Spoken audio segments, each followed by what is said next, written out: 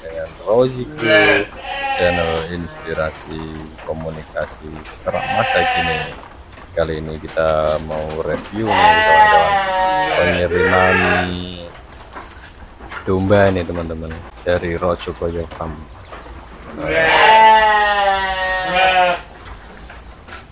Selamat siang Mas. Selamat siang. Jam siang nih, mungkin bisa perkenalan dulu Mas. Assalamualaikum warahmatullahi wabarakatuh. Selamat siang, nama saya Eko dari Rojokoyo Farm, Pati. Ini lagi ada acara apa ini Mas? Kok rame-rame ini Mas? Baru ngecek ini loh Mas, bakalan jantan. Ada pesanan mau dikirim ke Mas Perdana UEG Farm Kudus. Ini yang dikirim ini jantan-jantan apa betina ini Mas? Jantan Mas, jadi saya sama Mas Perdana kan kadang kan gantian ya. Mungkin saya ada pesanan apa, saya yang kurang, saya bisa ambilkan di tempatnya Mas Perdana. Begitu juga sebaliknya Mas. Mungkin Mas Perdana ada pesanan dari mitranya, barangnya ada yang kurang, diambilkan dari sini gitu. Ya gantian lah Mas, sama-sama peternak ya, saling mengisi aja lah. Kali ini mau kirim jantan-jantanan ya Mas? Iya. Ini bakalan umur berapa bulan nih Mas? Ini mulai 5 sampai 8 bulan Mas. 5, 6, 7, 8 campur. Bobot di berapa kira-kira Mas? Bobot ini sudah 35 up ya, mendekati 40 ini Mas. Ini dari pasar apa peranakan sini sendiri Mas? Hasil sini sendiri Mas. Ini lahiran di Rojokoyo. Ini kan kalau jantan kita kan memang agak lambat ya keluarnya, karena kita kadang nunggu momen kurban atau mungkin buat pembibitan tawon pacekan gitu. Kalau yang betina-betina kita sudah masukkan ke sate-sate Mas. Ini peranakan dari yang mana ya paceknya Pak? Nah. Ini ada yang dari Bruno, ini anaknya Texel, Cross Texel ini. Terus yang lain ini anaknya F1 Dorper Mas. Dorper ya. Ini rata-rata pertambahan bobot per bulannya berapa ini Mas? ya kalau kita bilang cross gitu, untuk genetik cross ya kemungkinan di antara 4 sampai 5 kilo dapat Mas per bulan gitu. Per bulan ya? Untuk jantan gitu. Dengan pakan kayak gimana itu Mas? Ya pakan tetap kita cukupi nutrisinya ya tetap. Jadi maupun genetik bagus, tapi kalau pakan kita salah-salah juga hasilnya juga kurang maksimal gitu. Jadi ya kalau kita mau mendapatkan hasil yang bagus ya tetap dari pakan kunci utamanya, tapi faktor genetik juga membantu untuk menentukan gitu. Yang penting nutrisi dari konsentrat tercukupi, dari serat tercukupi gitu ya. Kalau saya memang terus terang untuk pakan penguatnya saya tetap pakai konsentrat Mas. Saya pakai konsentrat. Pakai pakan kering apa basah ini Mas? Saya pakainya full kering Mas. Kering. Saya seratnya juga full kering, saya tidak pakai hijauan. Saya konsentratnya juga sama, pakainya kering. Ini persentase di berapa ini konsentrat sama seratnya? Kalau untuk di fattening gini ini kan maksudnya kan dari lahir kita fatteningkan biar gemuk ya. Itu kita pemakaiannya di konsentratnya sekitar 30 sampai 40% dari kebutuhan pakan itu sendiri. Cuman kalau yang breeding kita target di 0,3 kilo Mas, 3 ons per ekor per hari. Sekitar 30%-nya di Iya, konsentrat. 30 konsentrat, 70%-nya di serat. Serat ya. Ini maksudnya di fattening ya Mas? Ya karena kan hasil cempe dari sapihan kan memang harus kita fattening ya, biar kita ketemu di target bobotnya. Karena kita mainnya timbang ya Mas, main timbang, jadi harus ada target di usia sekian bulan harus mencapai sekian kilo gitu. Fattening sama penggemukan ini sama nggak? Sama nggih, fattening nggih penggemukan itu Mas. Oh gitu ya. Nggih. Karena kalau breeding kan yang kita jual anakannya nggih. Tapi kalau anakannya nanti kurus-kurus ya kita hasilnya juga sedikit gitu. Jadi caranya ya kita gemukkan anaknya, nanti baru kalau sudah gemuk kita jual gitu. Yang sebelah situ juga baru lahiran lumayan banyak, nanti buat generasi penerusnya itu Mas. Maksudnya di breeding tadi ya Mas? Iya, ini memang sektor breeding Mas kalau yang di sini. Tapi ini ya gemuk-gemuk kok. Ya lumayan Mas, ya kebantu genetik lah. Bantu genetik ya. Genetik udah mainnya udah crossingan ya Mas. Ya paling enggak kalau cross kan dia membawa persentase dari induknya kan ada 25% dari dorpernya. Ini kan cross dorper Mas. Ini cross dorper. Bapaknya F1. Ya ini semua ini cross kecuali itu cross texel. Ini bulu keriting ya. Kalau yang ini kan cross dorper. Cuman ini satu bapak tapi induknya beda-beda, ada yang Garut. Makanya keluar kayak gini, ada yang lokal, ada yang priangan, campur Mas, ada yang ekor gemuk. Nanti keluarnya kayak gini yang ekor gemuk. Ini bapaknya juga F1 dorper. Ini cenderung ekornya ya lumayan gemuk ini. Nah, kayak gini. Nah, gitu. Ini juga keluarnya Garut. Ini bapaknya F1 dorper, ini enggak ada keperingannya. Bapaknya ini Garut ya Mas? Bapaknya F1 dorper Mas. Semua bapaknya sama satu. Cuma betinanya yang beda-beda. Oh, bisa dari genetik ibunya ya? Ya, karena dari F1 sendiri kan perbandingan genetiknya kan 50-50 gitu. 50% full blood, 50% lokal. Nah, nanti dari F1-nya sendiri dikawinkan lokal lagi. Berarti ini masih membawa paling enggak 25% genetik dari full bloodnya. Yang 75% genetik lokal. Jadi lebih kuat ke lokalnya Mas. Tapi paling enggak ada sedikit bantuan genetik bagus, walaupun 25% kita bisa maksimalkan di protein atau di nutrisi pakan lah intinya gitu. Jadi kita bisa untuk pertumbuhannya lebih bagus daripada yang murni lokal 100%. Tapi meskipun kayak gini ini cara hitung-hitungan orang bisnis sudah masih ketemu lah ya Mas? Ya Mas, ketemu. Masih dapat hasil lah gitu ya? Iya, karena kita gini kalau kita main di lokal mungkin kita anggap aja di bobot 35 kilo atau 40 kilo. Mungkin kita sama-sama jantan mungkin kita membutuhkan waktu setahun lebih mungkin 1,5 tahun. Itu baru mencapai bobot 35 sampai 40 kilo untuk jenis lokal. Sedangkan kalau kita main cross, kita usia 6 bulan 7 bulan sudah bisa menjual dengan bobot segitu. Jadi paling enggak kita sudah hemat waktu setengah tahun minimal, atau mungkin sampai 1 tahun lah. Biaya pakan setengah tahun sampai 1 tahun juga lumayan Mas gitu loh. Jadi kita bisa mendapatkan keuntungan yang sama tapi dengan waktu yang cepat. Kalau mau rinciannya yang detail mungkin bisa lah lain kali dibuatin bisa sendiri ya Mas? Sakit Mas. Nah, biar Masnya teman-teman dari Rosido ini jelas kayak gimana fattening segini pakannya kayak gimana gitu ya. Nanti bisa ada oret-oretannya bisa. Pokoknya intinya kalau udah pakai crossing bisa lah ibaratnya cara ada hasilnya lah gitu ya. Ya, karena untuk mencapai ini ya PBB ya, pertumbuhan berat badannya dia lebih tinggi Mas daripada lokal gitu loh. Jadi kalau penggemukan kan yang kita cari kan memang pertambahan bobot nggih. Jadi pertambahan bobot itu yang menjadi keuntungan bagi peternak fattening gitu loh.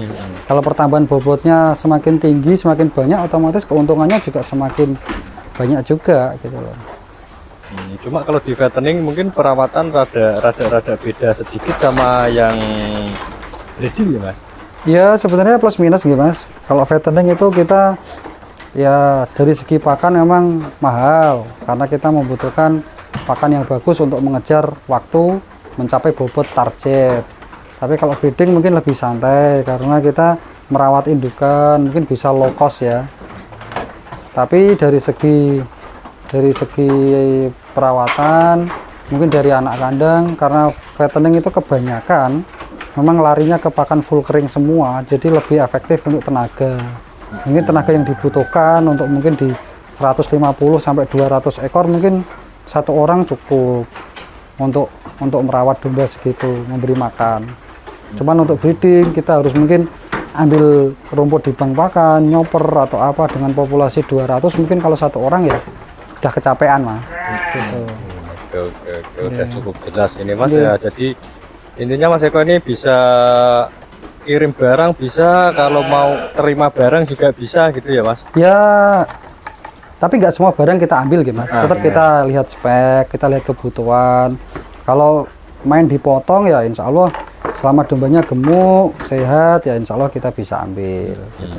Kalau yang breeding ya kita butuhnya recording yang jelas. Ini anakan ini dari indukan yang mana, dari jenis apa. Jadi paling enggak nih peternak kan bisa tanggung jawab terhadap produknya gitu. Jadi tidak asal sebut gitu loh Mas. Oh ini cross, bapaknya ini kali ini ada barangnya. Oh ini F1 berarti ada full blade-nya gini. Jadi istilahnya produk yang dicetak itu kita bisa lihat mesin cetaknya ada gitu.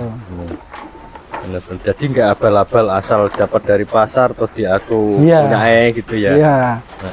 Dapat dari pasar bulunya banyak bilang merino.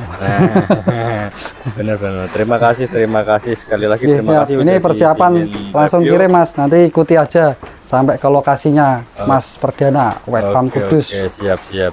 Terima kasih banyak. Kalau dari teman-teman Rosigo tadi mau silaturahim mau main-main ke sini boleh ya Mas? Silakan, sangat terbuka. Alamatnya tadi mana Mas? Rojokoyo di Dukuh Pondohan, Desa Purworejo, RT 3 RW 2, Kecamatan Pati Kota, Kabupaten Pati, Jawa Tengah. Atau bisa janjian dulu di 0821 3773 3744. Oke, lanjut kita ke pengiriman aja Mas. Siap. Oke, setelah kesiangan yuk. Let's go. Kasih.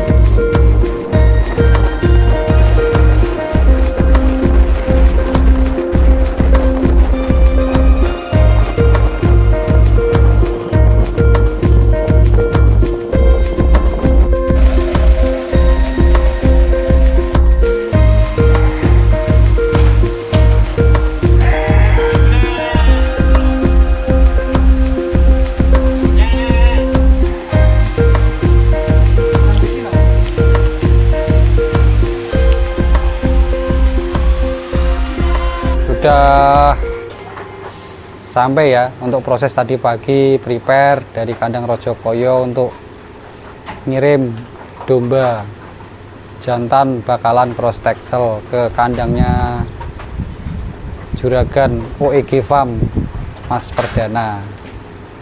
Ya seperti yang saya bilang tadi, untuk kebutuhan pasar memang kita sesama peternak ya kolaborasi ya, saling membantu, mana yang ada bisa kita ambil. Istilahnya Mas Perdana kalau butuh di tempat saya ya ambil di tempat saya. Seperti yang kemarin saya juga pernah ngambil di sini juga untuk kebutuhan di mitra-mitra saya gitu. Jadi untuk sesama peternak itu tidak perlu merasa persaingan. Ini ada peternak baru merasa persaingan, itu tidak perlu. Justru kita harus saling mengisi ya untuk menutupi kebutuhan pasar. Karena masih sangat luas sekali untuk kebutuhan domba. Gitu.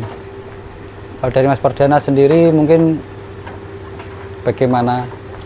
Iya, kalau di dunia peternakan memang tidak bisa berdiri sendiri, harus saling membantu, harus saling support. Karena semakin banyak teman, semakin banyak kenalan, semakin banyak kelompok, ya itu makin banyak rezeki, makin banyak bisa saling bantu. makin banyak bisa nutup kebutuhan. Yang jelas ini Mas, terhindar dari serigala buas. Karena kalau kita sendirian pasti diincar serigala buas. Karena kita berkomunitas, berkelompok, makanya di situ kan kita saling menguatkan, saling menutupi gitu. Nggak cuma dari domba aja, mungkin dari pakan atau mungkin dari info-info yang lain, kita masih bisa bekerja sama dalam banyak hal sesama peternak. Ya, untuk dombanya sendiri ya biar nanti tujuannya apa, untuk ke mitra Mas, apa untuk sendiri itu? Untuk ke mitra. Nah, untuk ke mitra, mungkin kebutuhan mitranya Mas Perdana ada yang kurang ya diambilkan di tempat Ya, saya. Dan di stok di kandang kan kosong. Clarison Mas. Jadi saya carikan ke peternak yang punya bibit yang bagus, yang baik. Ya kalau di teman-teman di Kudus atau sekitarnya gitu. Kalau saya memang terus terang aja saya merekomendasikan di sini karena satu ya recordingnya jelas, bibit-bibitnya jelas, setelahnya dari pengelolaan pakan, nutrisi juga kurang lebih hampir sama di tempat saya. Karena kita juga satu kelompok ya. Jadi ya memang barangnya mantep gitu loh, gemuk-gemuk. Jadi kalau mau yang butuh kebutuhan sate atau mungkin untuk acara-acara pribadi, syukuran, akikoh atau mungkin acara kurban tahunan ya, untuk yang daerah-daerah Kudus sekitarnya monggo bisa datang langsung lihat-lihat dulu boleh ya Mas. Boleh, ya nggak harus beli monggo, ya iya, dolan-dolan tok enggak apa-apa, lihat-lihat dulu. Sistemnya juga sama kok Mas, dari tempat saya ke tempatnya Mas Perdana sama, sistem timbang, harga juga sama gitu ya, tinggal nanti yang deket aja kemana monggo gitu, kita sarang-sarang sama-sama, enggak terus barang saya yang harus laku, yang lain kita saling menjatuhkan produk farm-farm lain ya enggak bagus kayak gitu. Kita masih terus belajar juga gitu dulu ya. Jadi untuk teman-teman yang mau main ke kandang Awake Farm atau ke Rojokoyo monggo silahkan, kita welcome, belajar bareng ya, kita berusaha yang terbaik untuk menutupi kebutuhan pasar sekarang gitu ya Mas. Iya, siap. Oke. Assalamualaikum warahmatullahi wabarakatuh. Jangan lupa like, komen, dan subscribe Rozi Grow. Peace.